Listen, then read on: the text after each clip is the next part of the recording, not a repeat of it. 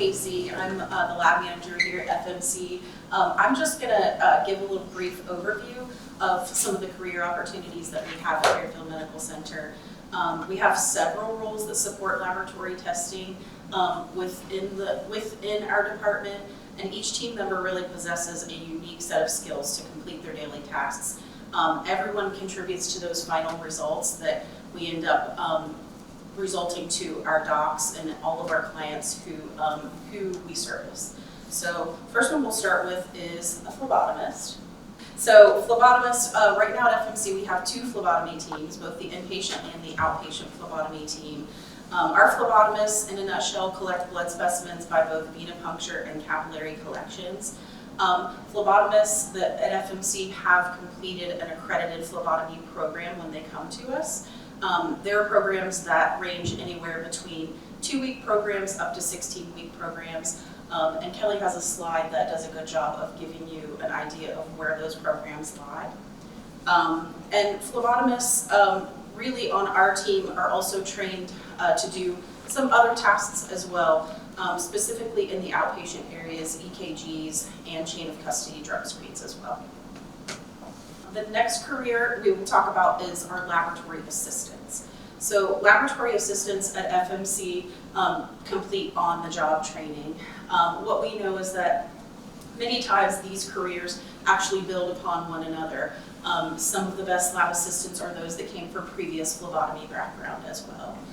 So lab assistants at FMC work to receive specimens previously collected by our phlebotomy team or by the nursing units, and they prepare specimens for the testing phase. This includes loading specimens onto our automation line, all of the things that go into making a specimen ready for testing. They also do things like activating electronic orders in the computer system, and they place physician orders that come through a written request in many cases. Some of the other things they do that I don't think that people realize are things like streaking microbiology cultures onto plates. We call it streaking. I know that's probably not a but those actually allow organisms to grow so that we can identify any potential pathogens and report those to docs who have requested that testing.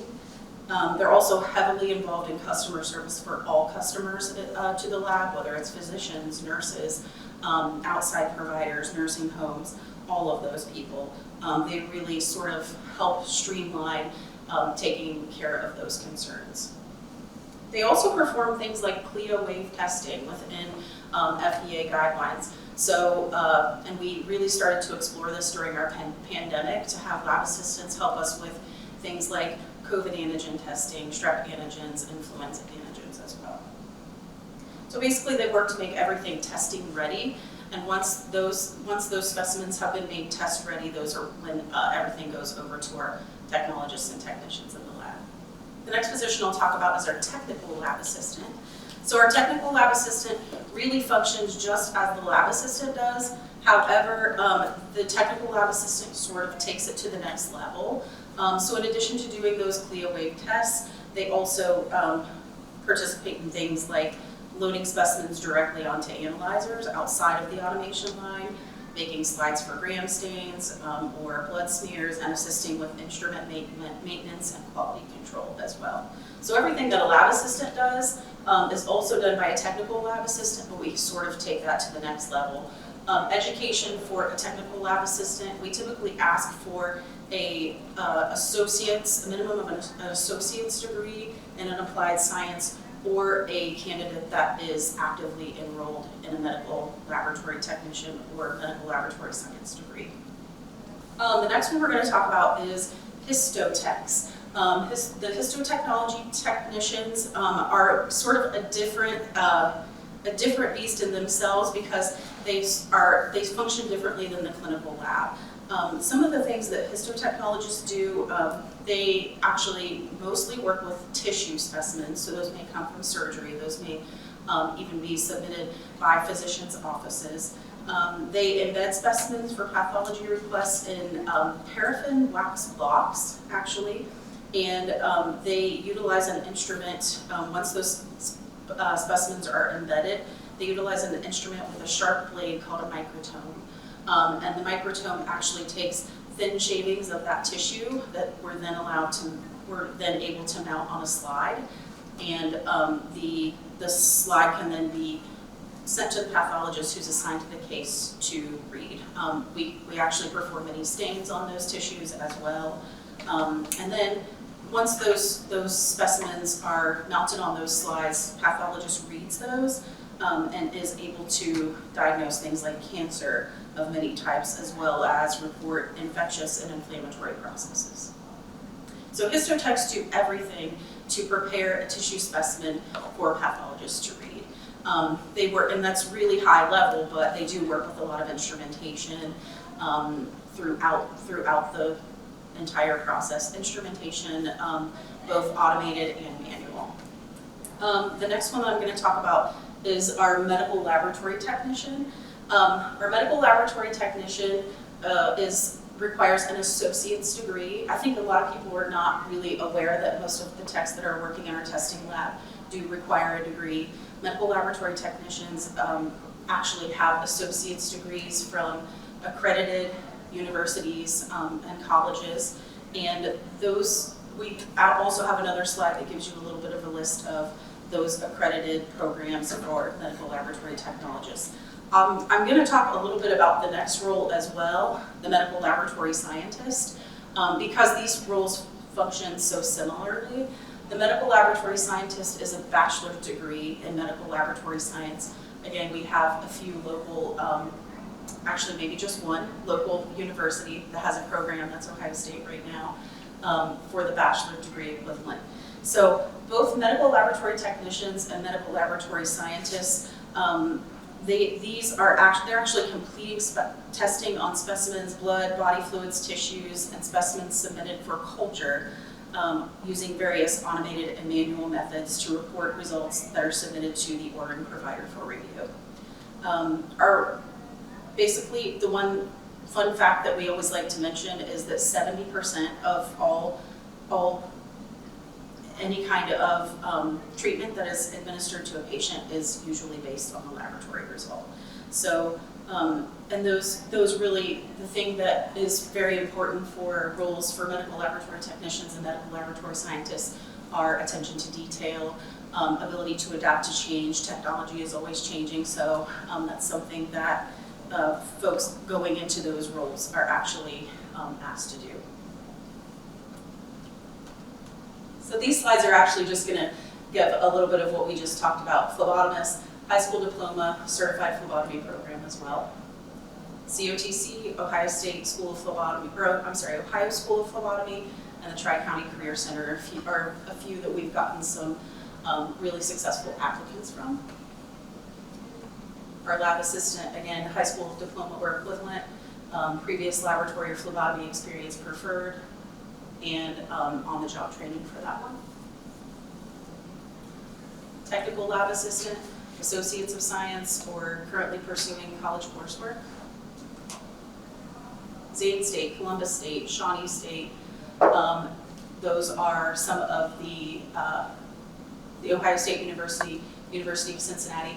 Those are some that we see people come to us with degrees for, and those are also some of the areas where you're able to receive an MLT or MLS degree as well. Histotechnician's associate's degree from a college or university with a combination of 12 semester hours in biology and chemistry, and successful completion of a NACLS accredited program.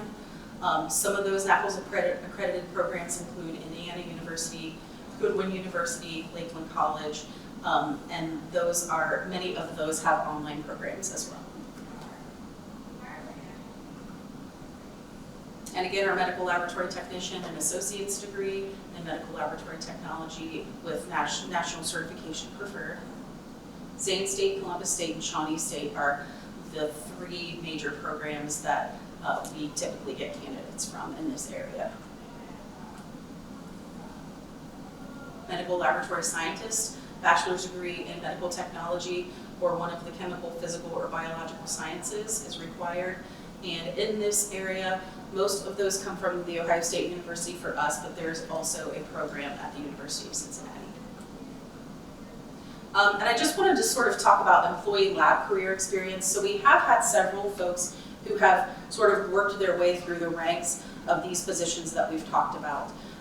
Most recently, we've had 2 candidates who have been successful going from a lab assistant position all the way to an MLT or MLS position.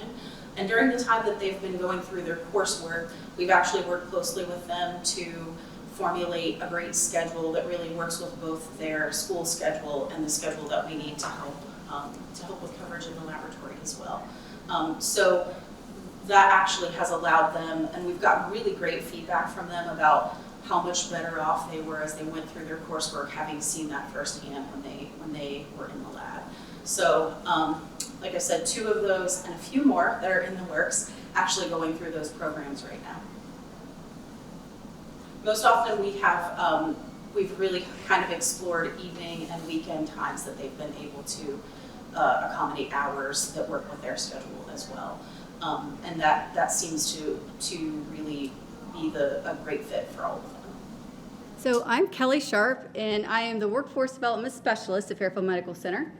The next thing I want to talk about, though, is how we can financially support you if you decide that you would like to go on your career journey and what that can do for you, whether it's imaging or it's something else entirely different.